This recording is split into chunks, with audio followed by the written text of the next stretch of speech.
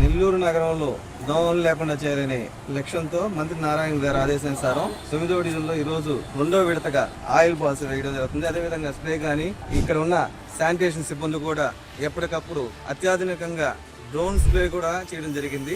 ఇక్కడ స్థానికులు కూడా ఇంతకు ముందు కంటే కూడా చాలా వరకు ఇప్పుడు దోమలు తగ్గాయి. ఎందుకంటే ఇక్కడ చేస్తున్నటువంటి శానిటేషన్ వర్క్ కావచ్చు, మొత్తం ఎప్పటికప్పుడు క్లీన్ చేస్తున్న బట్టి జరుగుతుందని చెప్పి వాళ్ళు ఆనందం వ్యక్తం చేస్తున్నారు. రాబో రోజుల్లో కూడా ఈ ఉయ్యాల కాలం ఏదైతే ఉందో డివిజన్ పరిధిలో కామాటరిజన్ గార్డ్ నుంచి మొదలయ్యి నజీర్ తోట, చిన్నబాలయ్య నగర్, కుసుమార్జనవాడ, అదేవిధంగా ఎఫ్ఐ కాలం మీదుగా ఇల్లు ఈ కాలంని దాదాపు 3 కోట్ల చిల్లరతో ఎస్టిమేషన్ వేయడం జరిగింది.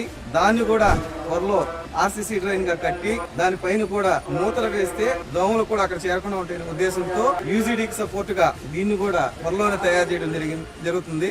దానికోసం ఇవన్నీ చేస్తున్నటువంటి మన మంత్రివర్యులు ఈ పొంగూరు నారాయణ గారికి డివిజన్ తరఫున, డివిజన్ ప్రజల తరఫున ప్రత్యేకంగా ధన్యవాదాలు తెలియజేస్తున్నాం.